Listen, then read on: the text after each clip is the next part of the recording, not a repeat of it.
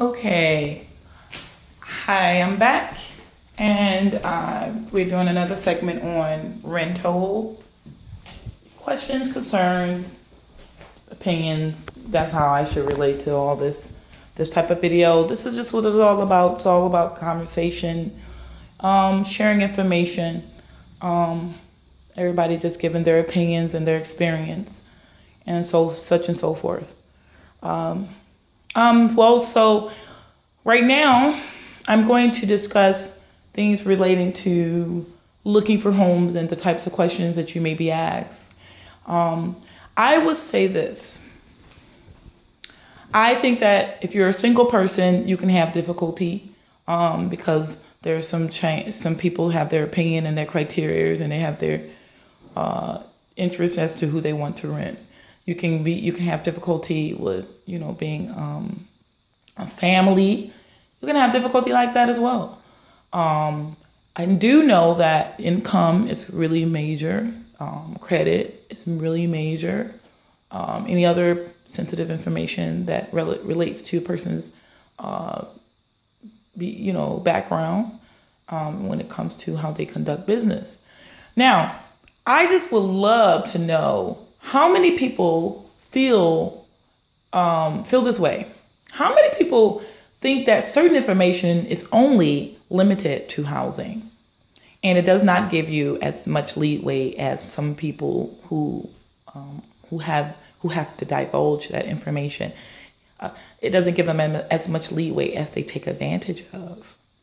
How many people understand that? I've had a lot of conversations with several different landlords, realty companies, and so forth. And they were very interested in giving their take on how things should be conducted.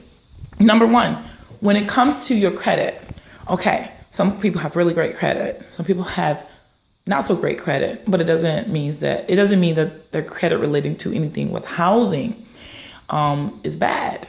Let's look at that.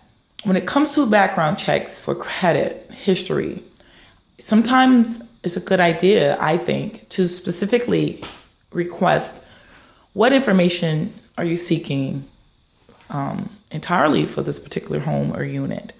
What information are you looking for? Is it a soft or hard credit check? I mean, I don't know much about the financial institution in relation to background credit and how it affects you in housing and renting. And I just know that landlords, ask. I think sometimes it's great when they ask questions like, have you ever been evicted? That's very relevant information. Have you ever been evicted?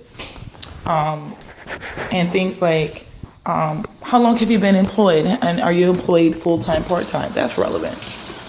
Very relevant information. What's the longest you've resided in a unit? What's the shortest, and what's the reason why you left? Those are good questions. However, those are questions I barely hear presented. Now, I'm going to skip over this topic real quick and bring up something that I intended to bring up, but I almost forgot to do so. I want to talk about homes that have property in them when you're renting them, okay? Now, homes that have property in them, you appliances or any other thing that may be there, I think it's very important to pay attention to what you have to be responsible for. Because now you're not just responsible for the upkeep of the home and the rent. You're responsible for property, the condition of it. And we talked about this already, the condition of property. So take note of that. Take note of the condition of the property that is being left behind for your use. Because sometimes that property can be vulnerable. We talked about vulnerability of certain things. It could be quality or less quality that's being left, and it can put you in a position of having to replace it or repair it if something happens to it. So I'm going to stop here, and we can resume another time with the topic of housing and questions and answers pertinent to housing.